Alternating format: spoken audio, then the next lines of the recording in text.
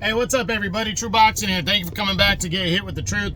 So today we are continuing the first round of the Fantasy Interactive Heavyweight Tournament that I'm hosting. This video is on the number 2 seed Anthony Joshua versus the number 19 seed Evander the Real Deal Holyfield. Excuse me. Now, before we get into that, if you could smash the like button, leave a comment or subscribe to the channel. I really do appreciate any and all support that I can get as I continue to build my channel here.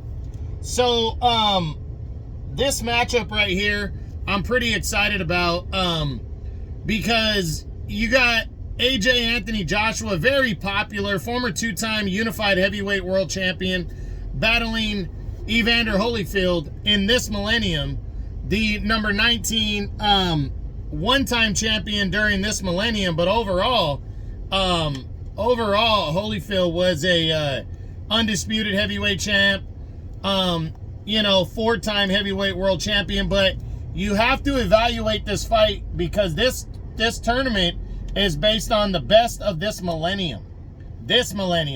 So you have to base this matchup and this tournament based off of what the guys did from the year 2000 to 2024. That's it. So Evander Holyfield is only a one-time champion in that time period. It's what kind of fight, or what would the hype and the buildup be for this one? It'd be huge. It really would. Holyfield was a huge name. I mean, Holyfield kept getting opportunity after opportunity, but Holyfield brought so much money to the table because he was such a big name that, he comes from that 90s era of the him, Tyson, and Lennox Lewis, the three biggest named heavyweights in terms of money and most consistent. Even Riddick Bowe you could throw in there. They were just money machines. And Holyfield and Joshua especially, this would have been a huge fucking money fight right here. It would have been. Now, you got to you can evaluate Joshua as a whole, at his best, whatever. But the youngest Holyfield during this millennium, that you can look at, was 38 years old. That's how old he was when he entered the millennium, when he fought John Ruiz in 2000. In 2000, and then in 2001. That's the age. AJ won his title very young, and he had a long reign. He was from 2016 all the way to 2021. For the better part of that, he was a world champion before he lost it. So I think it was actually about 5 years exactly AJ was a world champion, and racked up, I think, 9 wins in that time period, and three total losses because he lost to Alexander Usyk. Now, in terms of size-wise, AJ was, floated in between 230, 240 area in terms of weight, 6'6", 82-inch reach. Holyfield 6'2.5" with a 78-inch reach.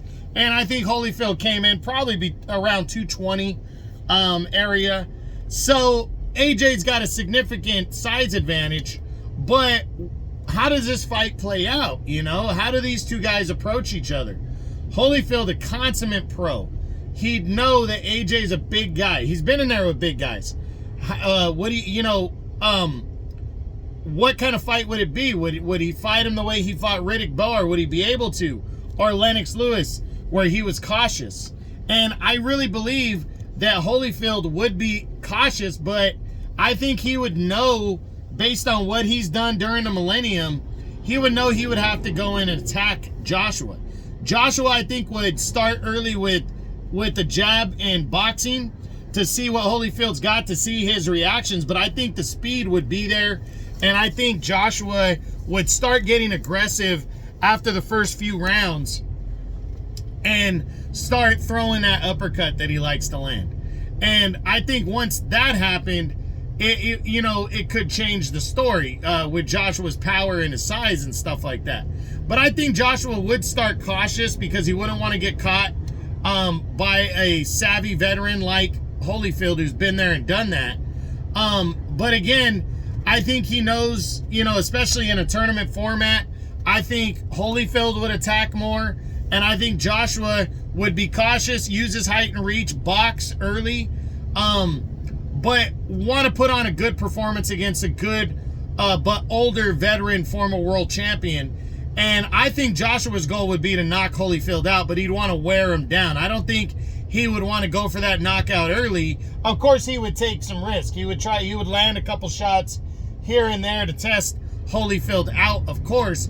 But Joshua has suffered defeats, and he wouldn't want to run into a situation where he runs out of gas late because he allows, you know, a guy like Holyfield to catch him and then start outworking him. He would use the size advantage, the youth in this fight, in my opinion. Joshua would, and definitely show that respect.